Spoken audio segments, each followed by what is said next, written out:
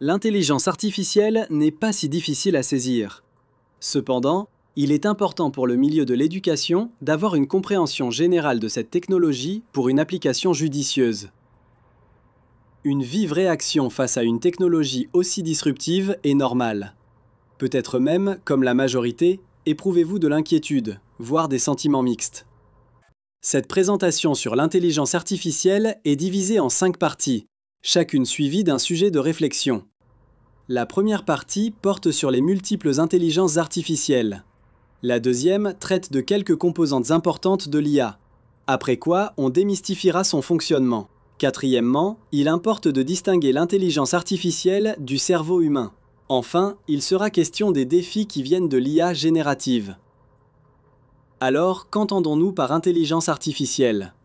Considérant ses nombreuses ramifications, une définition générale s'impose, à savoir que l'IA est l'ensemble des techniques qui permettent à une machine de simuler l'intelligence humaine, notamment pour apprendre, prédire, prendre des décisions et percevoir le monde environnant. Il n'existe pas une, mais plusieurs intelligences artificielles, et les modèles se multiplient constamment. L'intelligence artificielle générative, comme ChatGPT, exploite plusieurs des éléments représentés ici, d'autant plus qu'elle tente à devenir multimodale. De fait, le champ est devenu si vaste qu'une autre classification peut être faite à partir de quelques caractéristiques. Retenez par ailleurs que la terminologie propre à l'IA s'élargit constamment. La chose la plus importante à retenir, sans doute, est le fait que la majorité des modèles d'intelligence artificielle se situent dans le paradigme des statistiques et probabilités, et non dans la certitude, ce qui explique plusieurs de ces dérives. Lorsque les données sont trop abondantes ou éparses, l'intelligence artificielle peut procéder à plusieurs genres d'analyse, à commencer par une analyse descriptive de ce qui s'est produit, ou une analyse diagnostique des raisons du phénomène, ou encore une analyse prédictive de ce qui peut s'ensuivre, et possiblement une analyse prescriptive des actions à entreprendre. Par conséquent, l'analyse peut être soit rétrospective, soit prospective. En éducation, plus spécifiquement, les premières intelligences artificielles ont d'abord été utilisées à des fins d'analyse de l'apprentissage, notamment avec les plateformes scolaires et les tableaux de bord. Elle sert également à faire de l'analyse prédictive, ou encore pour différencier les apprentissages, particulièrement au regard des élèves à risque. Par ailleurs, on l'utilise pour offrir un soutien ou des ressources personnalisées. Mais depuis la fin de 2022, avec l'apparition des larges modèles de langue comme ChatGPT, c'est l'IA générative qui monopolise l'attention, soit une intelligence artificielle capable de créer des contenus originaux à partir d'une simple requête textuelle ou vocale. Après la simple génération de texte, de nombreux modèles multimédia sont apparus pour répondre aux divers besoins de communication, chacun donnant lieu à une multitude de ressources, lesquelles offrent généralement des fonctions gratuites moyennement une inscription. Le plus souvent, les enseignants utilisent l'IA générative soit pour améliorer des ressources ou façons existantes, soit pour en créer de nouvelles. Toutefois, il semble que les enseignants se sentent plus efficaces quand ils ont plutôt recours à la première stratégie. Cliquez sur pause un moment, le temps de réfléchir à la question suivante. Quelles tâches d'un enseignant selon vous peuvent être bonifiées à l'aide de l'intelligence artificielle ? L'intelligence artificielle comporte plusieurs éléments dont certains gagnent à être retenus pour une littératie de l'IA. Si l'intelligence artificielle traite des données, une énorme quantité de données qui dépasse la capacité de la mémoire humaine, il s'avère que toutes les données ne sont pas de qualité égale. C'est le cas notamment de la propriété intellectuelle qu'enfreignent souvent les grands modèles d'IA générative.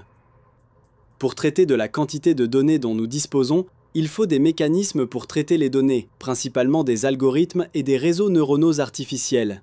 Notez que si les algorithmes sont souvent schématisés de manière assez simple, ils peuvent en réalité être très complexes et comporter de nombreuses variables. Quant aux réseaux neuronaux artificiels, ils sont constitués d'une couche initiale qui sert d'intrant à la requête, d'une couche d'extrant qui aboutit au résultat et de couches intermédiaires de traitement des données.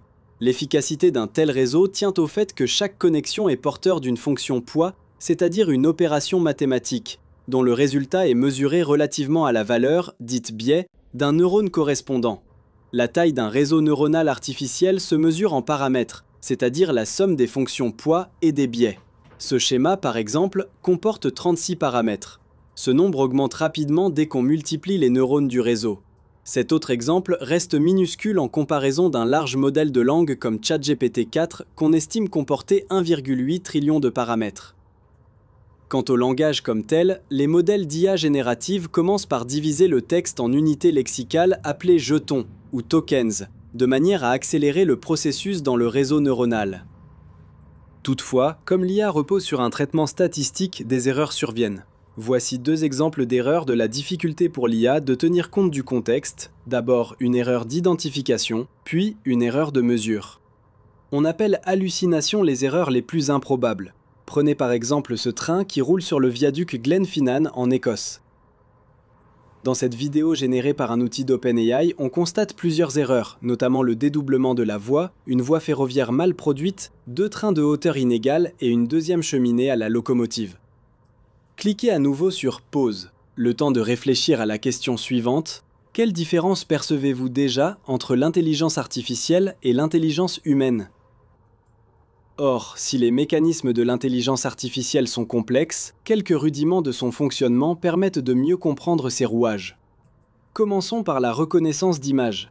Dans cet exemple, la première couche trie les pixels selon leur intensité lumineuse. Dans un deuxième temps, le réseau neuronal distingue les bordures, après quoi il trouve les joints qui identifient les traits. Enfin, en combinant les traits, il peut associer l'image au contenu de sa base de données. Pour ce qui est du texte, le modèle GPT de l'agent conversationnel ou chatbot ChatGPT définit d'une certaine manière les larges modèles de langue. Il s'agit d'un outil qui génère du texte après un pré-entraînement de son système neuronal à partir de données glanées sur le web et à l'aide d'un type d'algorithme appelé transformer qui, au final, répond à une requête par analyse de ces jetons textuels ou tokens, comme l'illustre cette animation. Plutôt que d'enchaîner les mots par syntaxe grammaticale, comme nous le faisons linguistiquement, un large modèle de langue analyse la probabilité de la séquence logique des phrases en fonction des tokens ou mots qui précèdent, par imitation des codes linguistiques. L'efficacité d'un modèle d'IA générative repose sur un long processus d'entraînement avant de pouvoir être utilisé. Dans cet exemple d'un modèle installé sur un seul ordinateur portable et alimenté de l'ensemble de l'œuvre de Jane Austen, on peut suivre l'évolution du pré-entraînement. Dans cet exemple, il est demandé à l'outil de compléter une phrase de l'œuvre de Jane Austen. À la première instance, on n'obtient que des caractères distribués aléatoirement. Après 250 boucles dans le réseau neuronal, on commence à reconnaître les lettres usuelles de l'anglais. Après 500 boucles apparaissent les premiers mots, puis 10 minutes plus tard, des mots plus longs. Il aura fallu 1 heure d'entraînement avant d'obtenir des phrases toujours pas logiques et encore très loin de ce qu'aurait pu écrire l'écrivaine. Les interactions avec les outils d'IA générative se font à l'aide d'une requête, ou prompt, en simple langage naturel. De plus, cette interaction peut se faire en continu comme dans une conversation. Pour ceux qui n'ont jamais vu un large modèle de langue à l'œuvre, voici un exemple de texte généré par Claude d'Anthropic à une question toute simple, quoique complexe, à savoir « Pourquoi est-il important de préserver le français dans le système d'éducation de l'Ontario ?» Notez en passant la qualité et le détail des explications, voire même la qualité de la langue. Comme on s'adresse à une machine, plus les instructions sont détaillées, meilleur est le résultat. Comme avec la méthode Craft, qui recommande de préciser le contexte, le rôle, l'action à exécuter, le format désiré et le public cible. Mais peu importe la méthode, il faut toujours réviser ce que propose l'IA. Ainsi, s'il s'agit de générer une ou des suggestions d'activités pour la classe, la requête ressemblerait à ceci. Notez en caractères gras les variables à préciser en fonction du besoin. Cliquez encore une fois sur Pause pour répondre à la question suivante. Croyez-vous utile que les élèves apprennent le fonctionnement de l'IA? Et pourquoi? Le cerveau et l'intelligence artificielle sont deux choses entièrement distinctes. Hormis l'apparente similitude, les comparer permet de les différencier. Pour commencer, la machine exécute, mais l'être humain pense.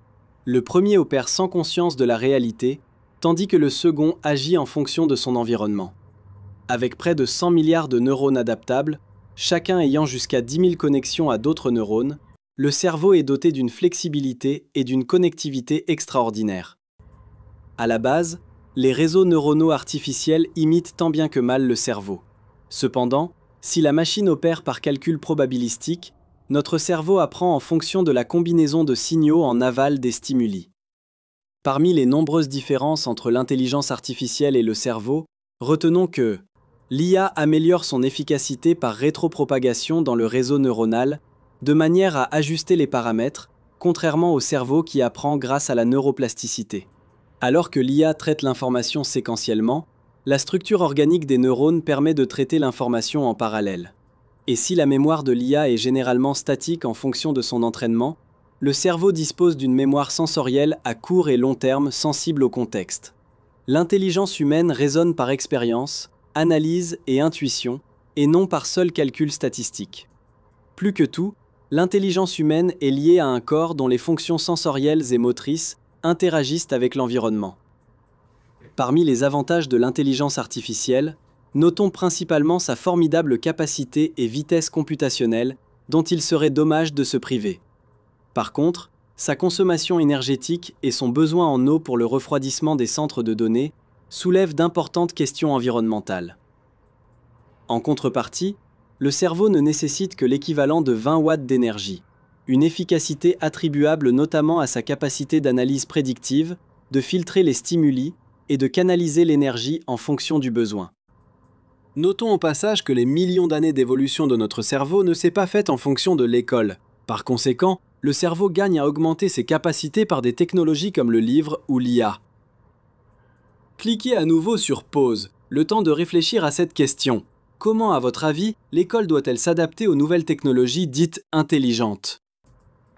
Comme l'imprimerie, puis l'informatique, l'intelligence artificielle va forcément bouleverser les sciences de l'éducation et la pédagogie. Le défi est de séparer le bon grain de l'ivraie.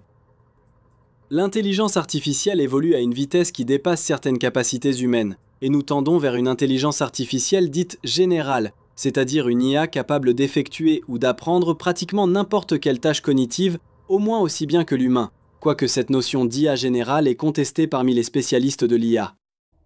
Il n'en demeure pas moins que l'IA générative a permis un bond exponentiel dans la performance de l'intelligence artificielle en franchissant la barre de la conceptualisation vers un nouveau paradigme de l'information. Or, l'enjeu est phénoménal pour le milieu de l'éducation, dont la langue constitue en quelque sorte à la fois l'objet, le moyen et la finalité. Rappelons-nous que l'accélération et la miniaturisation de la révolution informatique ont mené à une transformation radicale des technologies numériques, passant de la rareté des ordinateurs à leur omniprésence, de la fixité à la mobilité et de la complexité à la facilité. Aujourd'hui, par conséquent, l'intelligence artificielle est non seulement accessible, mais intégrée aux appareils mobiles. Dans son plus récent rapport, Perturbations à l'horizon, le gouvernement du Canada entrevoit que l'impact probable le plus majeur, dans un délai de 3 ans, sera l'incapacité à distinguer l'information véridique de la fausse. Malheureusement, l'intelligence artificielle reproduit les biais contenus dans ses données d'entraînement, notamment les biais de race. À titre d'exemple, prenez cette étudiante de l'université MIT qui a demandé à une IA générative de produire une photo plus professionnelle pour sa page LinkedIn. Comme les données d'entraînement proviennent majoritairement d'utilisateurs de race blanche, l'outil a effacé ses traits asiatiques et changé la couleur de ses yeux de manière à mieux séduire. Le même genre de stéréotype affecte le genre. Si on demande à un outil comme Stable Diffusion, qui génère des images et des personnes fictives, de produire des photos de chefs d'entreprise à l'allure résolue. Les hommes sont largement majoritaires dans les résultats proposés. Le résultat est pire encore si on remplace la qualité recherchée par plaisant, ou dans le cas présent, la seule femme a inexplicablement été effacée. Parmi les enjeux éthiques inhérents à l'IA générative, soulignons le débat autour de l'explicabilité de l'IA, à savoir s'il faut exiger de pouvoir vérifier comment l'outil aboutit à un résultat. Un autre enjeu particulièrement inquiétant est le recours malveillant à l'IA pour des usages délétères. Malheureusement, les utilisations malveillantes de l'IA générative se multiplient. Toutefois, la sensibilisation à la désinformation et à l'hypertrucage ou deepfake s'avère plus efficace que l'aseptisation de l'environnement numérique, d'où l'importance d'en faire un sujet d'éducation. Il n'y a cependant pas que des désavantages. Déjà, avant l'apparition de l'IA générative, on avait estimé le temps qu'un enseignant pouvait gagner dans ses diverses tâches en moyenne chaque semaine en exploitant l'intelligence artificielle. Maintenant que plus de la moitié des enseignants ont recours à l'IA générative pour les aider dans une panoplie de tâches, les données permettent de quantifier le gain en temps. En moyenne, ce gain en temps s'élève à près de 6 heures par semaine, ce qui représente 6 semaines au total pour une seule année scolaire. Cliquez une dernière fois sur pause. Quelles compétences ou stratégies, selon vous, permettent de contrer les dérives de l'intelligence artificielle ? On peut d'ores et déjà affirmer que les nouvelles générations ne connaîtront jamais un monde sans IA. Par conséquent, l'éducation à l'IA est inévitable.